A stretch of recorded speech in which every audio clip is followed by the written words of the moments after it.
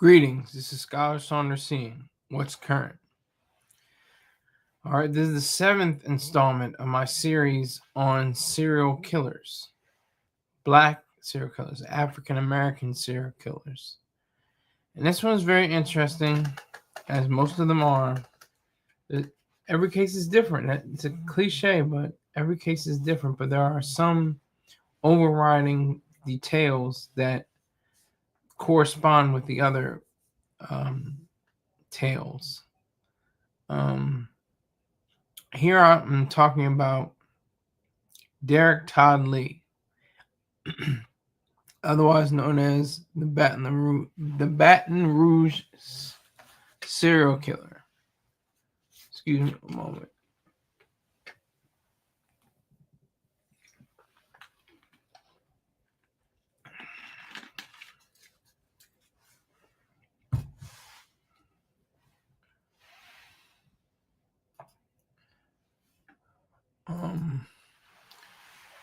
He had a horrific set of events that he perpetrated.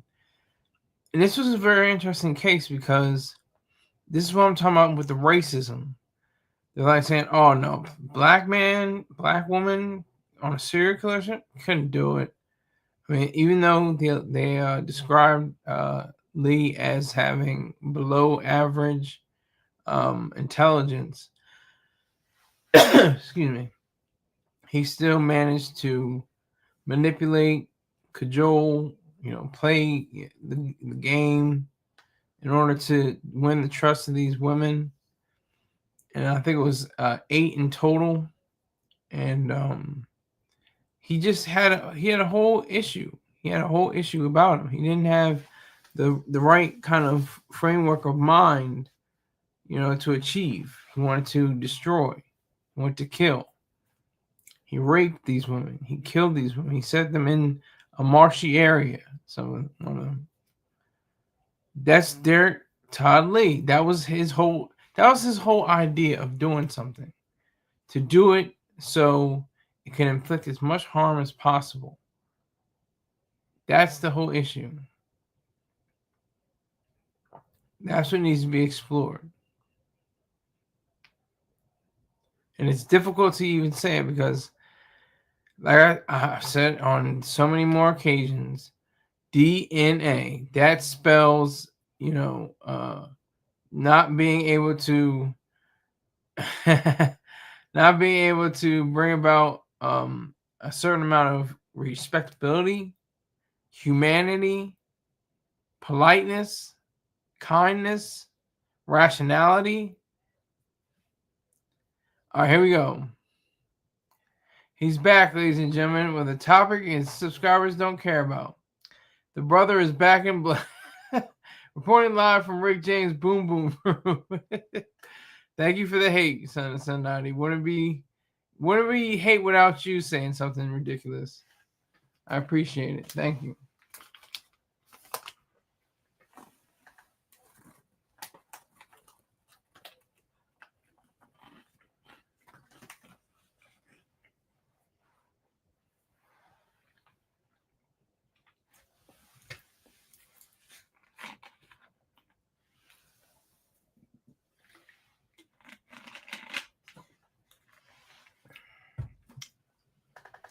All right, so with Derek Todd Lee, he actually died in 2016 of heart disease, and it was like the woman, the mother, she just said the same thing. I was thinking, I was like, damn, he should have had his date with destiny with the state, not by heart disease. He deserved to rot in prison for decades, possibly, and then get the lethal injection.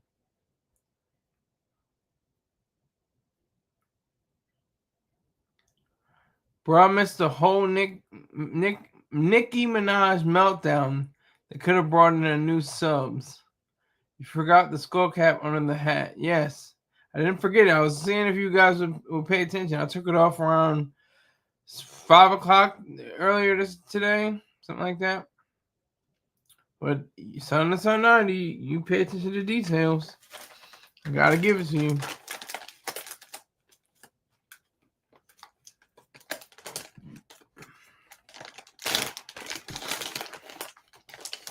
So one victim, she was an all-star. She graduated from high school at 16, graduated from college at 20. It was like 22 when she got a master's degree. She had everything going for her. She was attractive. She was young. Let that nugget breathe. She was attractive and young.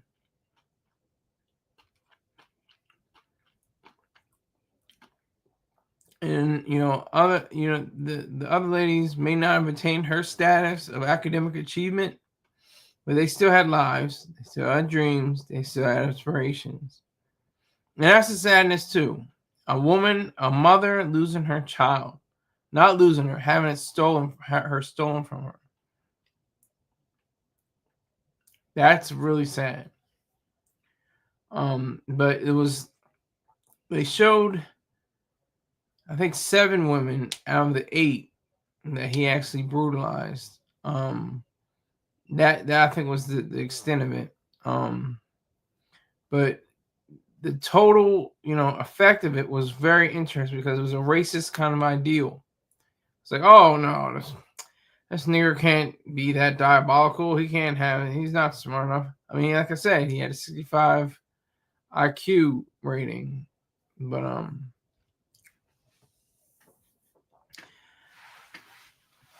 he was able to dispatch these women.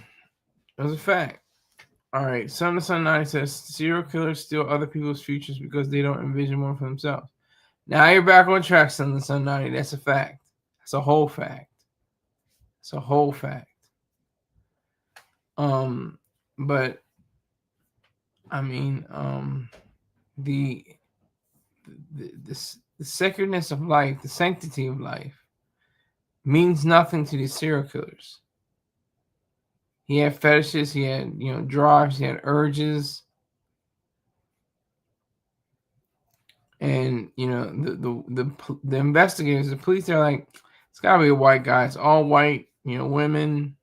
I don't think he killed any black women or Hispanic or yellow women, or brown women or red women, or whatever you want to say.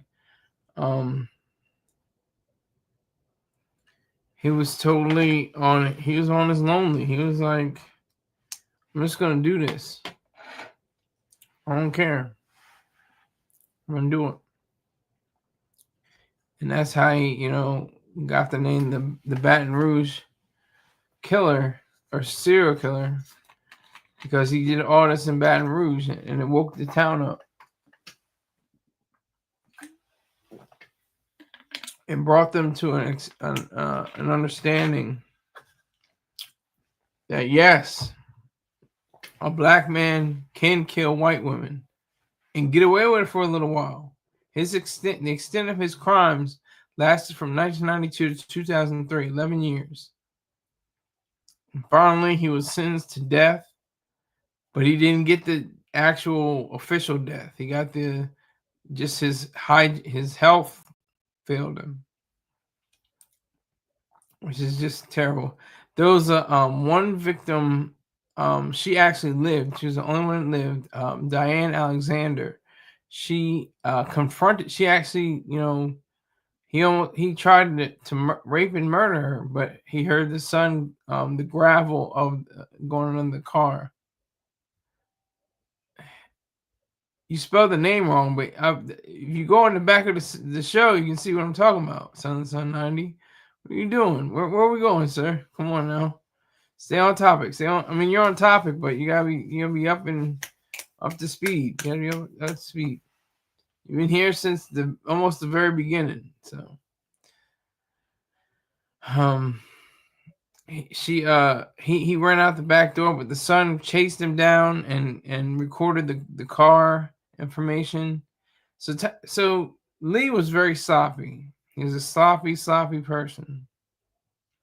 He was very sloppy. He didn't know about DNA, or he just was just very sloppy. And that's one of my favorite things. Sloppy, irrational,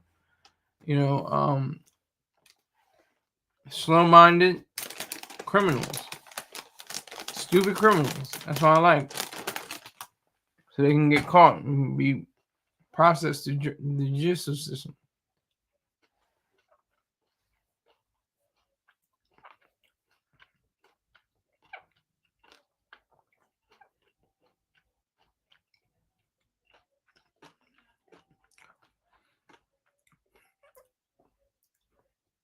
What was so revealing, like most of these cases are, the DNA links them to other crimes, other murders, and they go on from there. That's the power of DNA. The ability to go and see about the various fibers or hairs or something like that. There was one woman who perished. She died. He was killed. Yeah, don't go to Google. Go to DuckDuckGo. Go to DuckDuckGo. Got his profession as criminal. It's hilarious. Go to DuckDuckGo. You're gonna find it. They have what Google doesn't have. So make sure you go to DuckDuckGo. That's not an advertisement. They're not paying me, but I just recommend it. So we have a male, not a man, who wants to steal the P and do MDK. That's so crucial to these cases. I think there was mention of how he had committed cruelty to animals as a youth. How he was teased and bullied because he was of lesser intelligence. So that's really a sad situation, because once you get to your adulthood, if he was stunted, he wasn't even in adulthood. He was an overgrown adolescent. He couldn't deal with reality. He couldn't deal with finding a woman, being a man, doing the things you're supposed to do, have responsibilities, have goals and accomplishments. He just wanted to wreak havoc. That's all he wanted to do. Sadly, and it cost the lives of at least 7 women. At least 7. All white or light, bright, and damn near white. Which really spooked the investigators. They're like, oh, we got a white guy on our hands. They only kill their own, the niggers. They only kill their own. We got a white criminal on his hand. He's evading us. He's got to be white. I mean, a black guy would have been found by now, right? Son of Son 90 says, you can't run from DNA. It's hard to get rid of blood. That's God's gift to man. I don't know about the God's gift to man part, but it is true about DNA. It's very true about DNA being the ultimate telltale sign.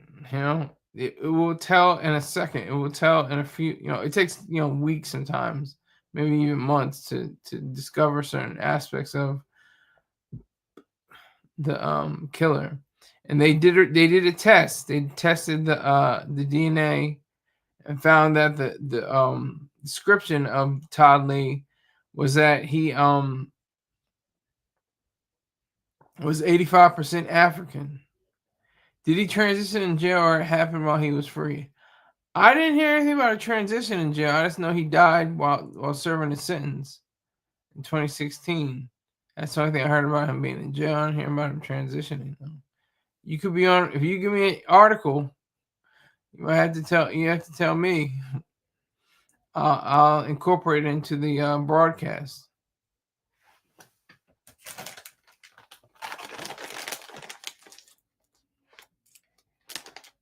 I wonder how serial killer kids navigate to life. That's a good topic. I don't understand what you mean.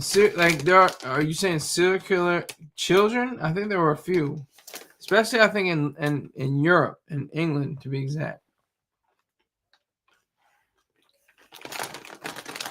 I think I made a story about how this little girl was just killing people. She was like 7 years old or 8. She was like a preteen, I think.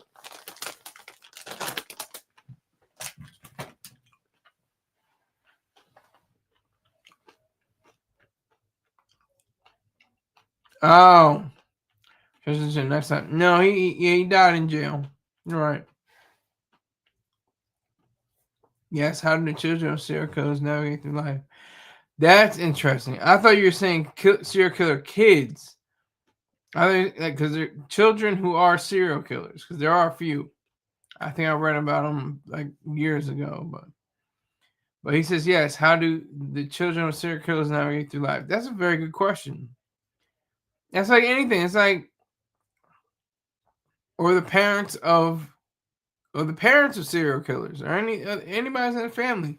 I actually have connection, very very distant, but because it's my stepmom's cousin's cousin.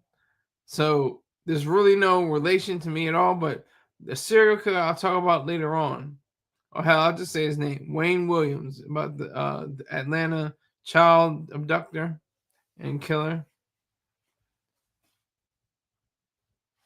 Were the DC snipers serial killers? I don't know what that means. What do you mean? Like they were serial killers? That's all they were. As simple as that. They were some serial killers. And again, that was another example of racism. All these niggers, they couldn't come up with a diabolical scheme to do this. They couldn't think of this out. They couldn't do this.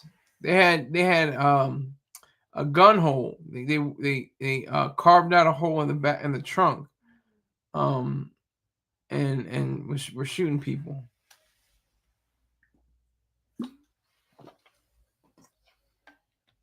But I think there was a good joke. I think it was Dave Chappelle. Because he's from DC. I think he said, the DC snipers were. I meant to say were the serial killers. I don't know what you mean. You gotta clean that up a little bit. I got you, but you gotta clean it up.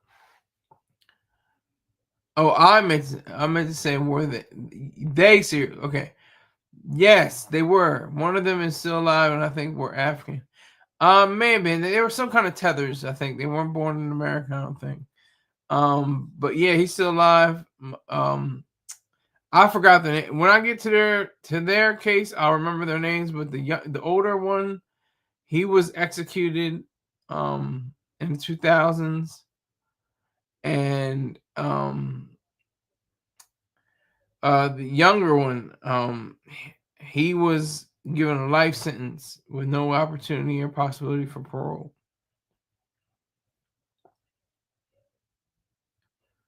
No, I don't think they were African. I don't think so. I could be wrong, but I don't think so.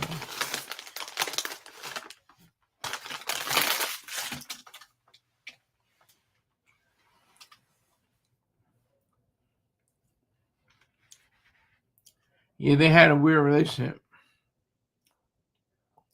He had his mentor. Yeah, they didn't. The reports I got. And I'll get to that later. Let's get to that. Let's get to that another time because I'm going to recover them too. Let's talk about this Derek Todd Lee. This monster, this ogre, this disgusting excuse for a human being. Out of here. Out of here. No longer alive. Should be alive on death row, but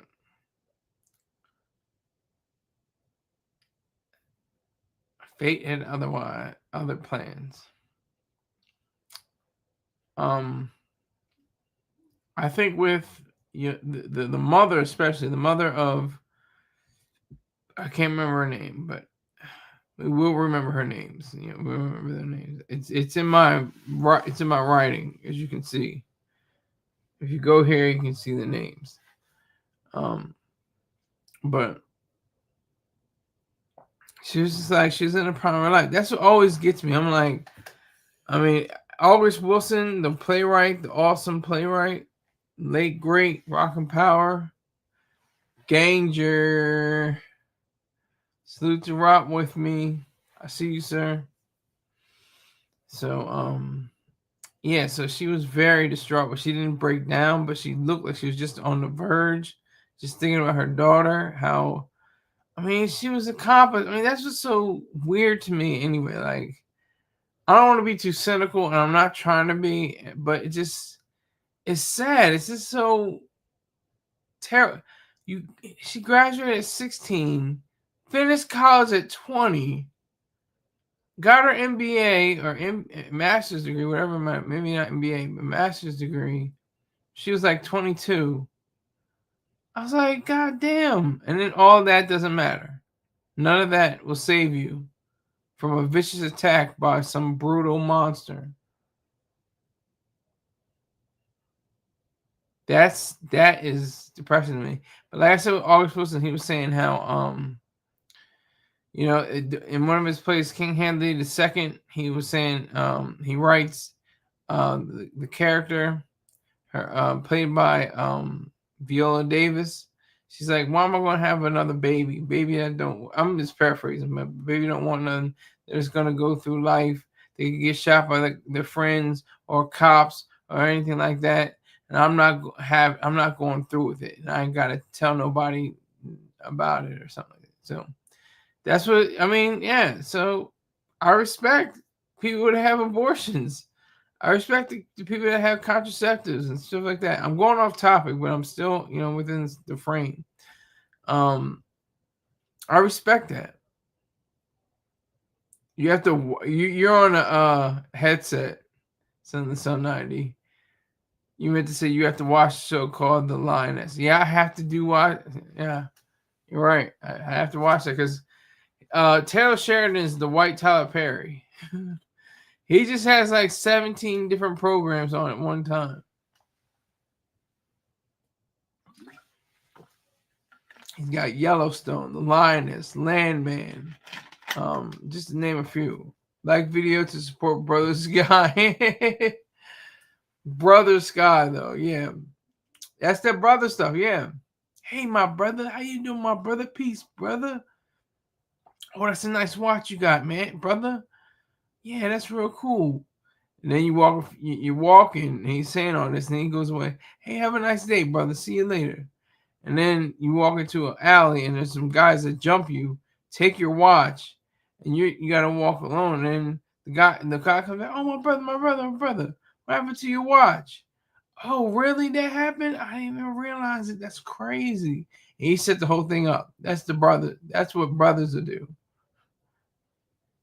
That's a brother. That's why I don't use the word brother. Breakfast Club called out Neon for saying brother. Who's do you mean Neo? Who's Neon?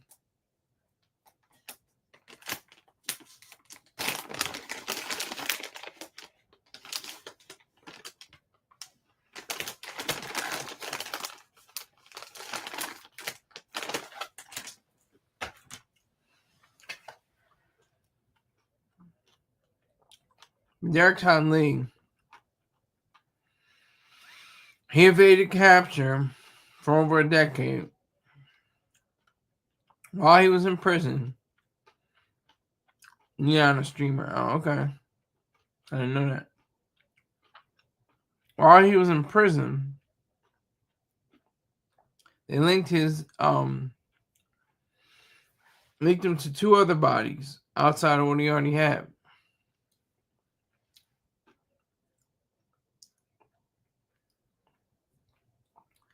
And he had a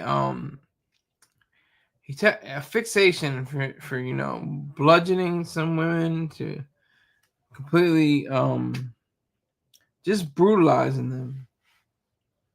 Just completely brutalizing them in any way he was. Where was Derek hiding? I don't know. That's a good question. Where was Derek hiding? I don't know. I read the stories. I watched a documentary today. They didn't say where he was hiding. But he must have been in some... I'm trying to think exactly where he was. I can't pinpoint him, but he was most likely in the Baton Rouge area, just lurking. And like I said, they just in their minds they just said, well, white victims, all in a white neighborhood predominantly. It's got to be a white guy. White guys are serial killers. They're masterminds. They're thoughtful. They're geniuses. Only someone with that kind of intelligence would be able to carry out these atrocities.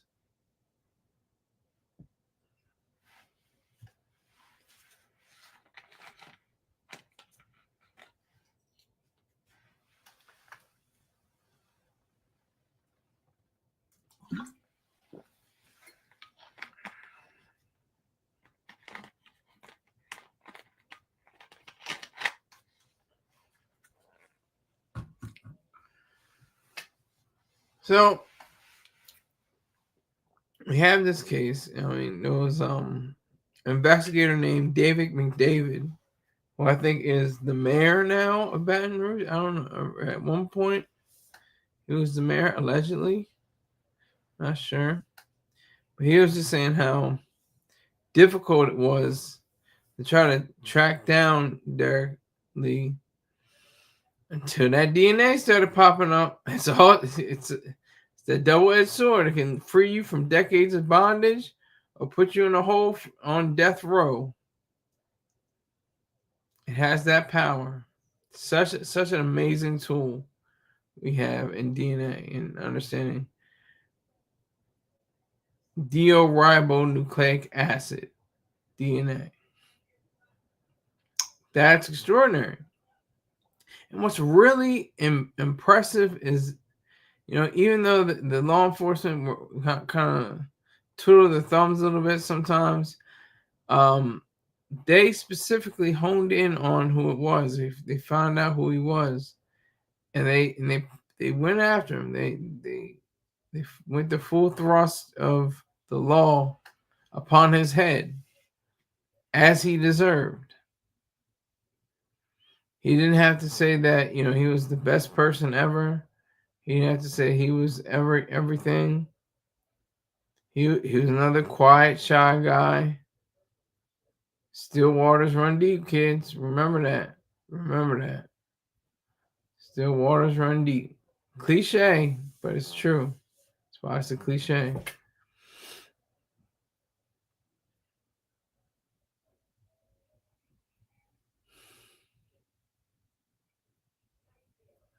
This was so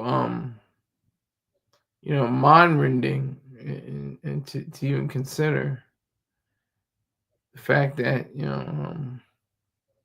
he really didn't have a chance at making himself worthy of living, making himself worthy of being called a human being. He lacked all that. He didn't have it in him. So he went to the lethal route and went and found these women and just raped and murdered them. Except for one, Diane Alexander. She's got an interesting story. She actually was trying to claim $100,000. This is going to be one of the biggest ironies of all time. But she wanted to claim $100,000 from Crime Stoppers. I think it was Crime Stoppers Inc. And they had some kind of deadline before August 1st, 2003 or something like that. And it was like a double hit whammy. She missed the deadline and she missed the deadline. Oh God, what else was it? What did she do? Oh my God. She missed the deadline. Oh, she called the wrong hotline. And she hired a lawyer, took it to court, lost, and was just out $100,000. And the grand irony, the great, sad, twisted irony is that she was the only surviving victim of this brute. That to me is just otherworldly.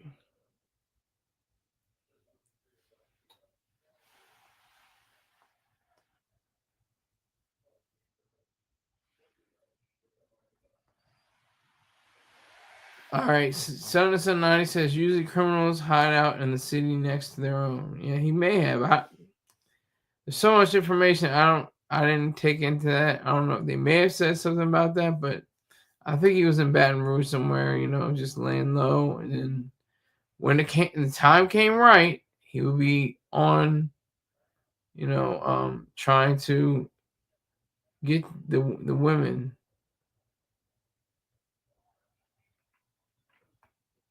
But Derek Todd Lee, very strange, very very abnormal, very abnormal. White women, beautiful white women, very attractive white women, and he just disturbed all their lives and destroyed their lives. Son of Sun 9, we're gonna stay on topic. It's a good question, but it's not about the topic.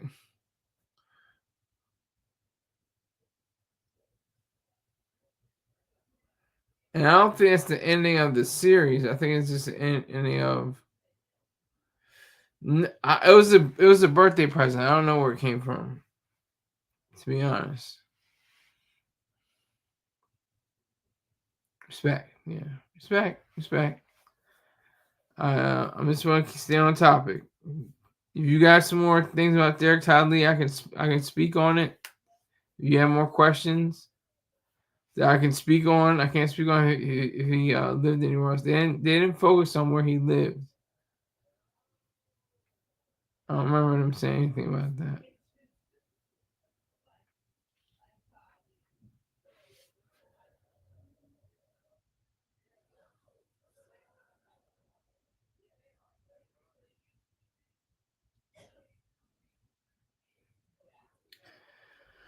If we have any issues with Todd Lee, just has to be the fact that he had. You're in America. You're in America. Even a man of color can get somewhere in America, just applying himself, doing the right goddamn thing, and minding his own business. That is the key. They used to be printed on money, by the way. They used to say, mind your own business, 4 words on different currency, coins. And I think even paper money had mind your own business on it. But that's what it is. He didn't mind his own business. And it wasn't even like, a soft way of like, courting a woman, going to meet her and saying, you're actually minding her business, for the moment. And you're going to get to know her, possibly. You're going to know her business. So, but this was far removed from any courtship or, introduction for a date or something like that. He was a methodical, I'm going to say it, murderer. He had a method. If you can elude the police for 11 years, not be able to tie the two ends together, then that just indicates that you're of some kind of level of intelligence, not the same as IQ, but you have an intelligence for emotion, you have an intelligence for empath, you have an intelligence for anything, really. It doesn't have to be an IQ test, which he scored a 65, I think. That may not apply to everybody. You can still be a genius and completely fail that battery of tests.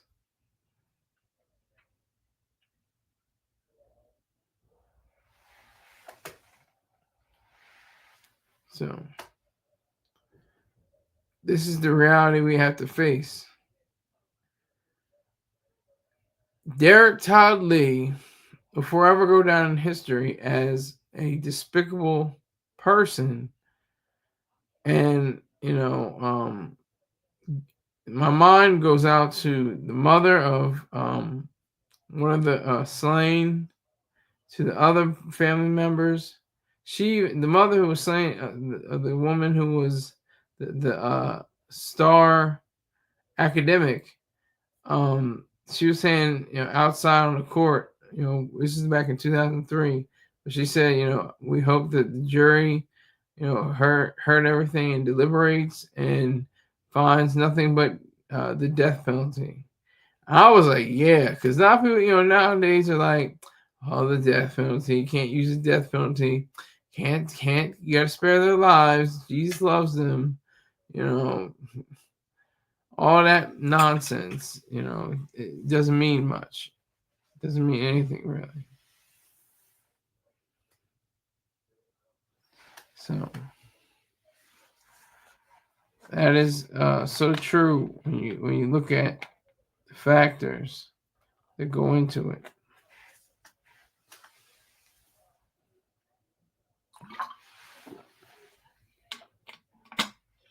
Derek Todd Lee's son was caught up in something else, and he was sentenced to a prison term. It's just it's like a cycle of violence. It's sad. When the sins fall upon the sins of the father fall upon the son. That's what's happening. I don't believe in mysticism, faith, anything like that. But that's a good line sometimes. That's what happens.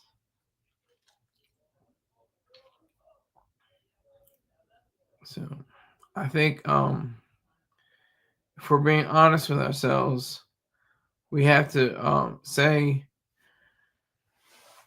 what is so true about Derek Todd Lee's case is the fact that no one else is going to be positioning themselves like him anymore. This is a new day age.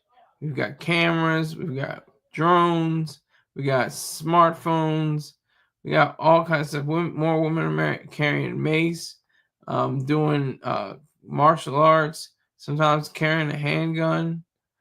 I mean, this is a totally different age.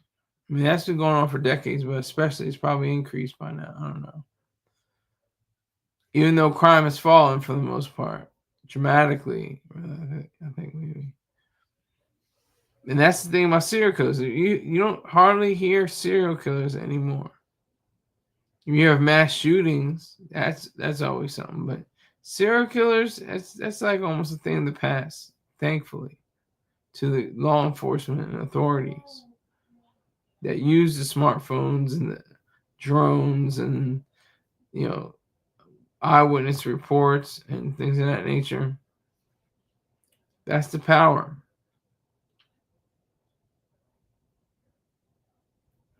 That's what's so engrossing.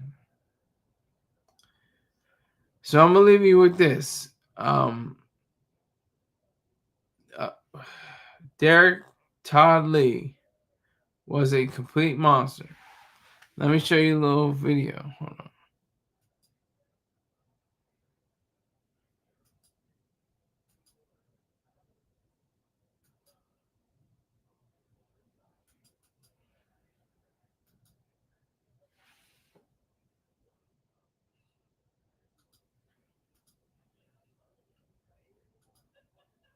Defense attorneys are trying to spare Derek Lee's life by putting on the stand some of his family members in hopes jurors will have sympathy. But most importantly, defense attorneys say they will soon produce evidence that shows Derek Lee is mentally retarded, which means by law he cannot be sentenced to death. Derek Lee's attorneys are fighting to spare him from the death penalty, which he could be sentenced to for murdering Murray Pace.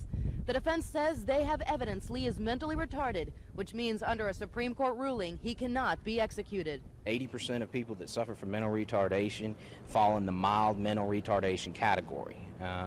They can function, they can work. It is something that I previously did not know. Embarrassingly, I did not know that. The prosecution will counter defense claims with their own expert testimony, and ultimately jurors will decide if Lee is mentally handicapped or not. This is first time under the new law, but in every capital case I've ever prosecuted in my life, there's been mental health experts either saying not guilty by reason of insanity or saying diminished capacity under mitigating circumstances. It's just a new version of the same old thing that we've faced hundreds of times. The defense put on the stand Lee's sister, Tasha Fontenot. She apologized to victims' family members, but said her brother has good qualities and has 3 children. She stated, quote, "Derek, he's still my brother, and he's been there for me, and I miss him." Murray Pace's family members also had a chance to speak and brought practically the entire courtroom to tears as they spoke about their love for Murray and how her death affected them. I hope they'll remember the pictures they saw, remember the descriptions we gave, and take that with them to deliberate, because if they do, I do not see how they could possibly return a verdict other than death.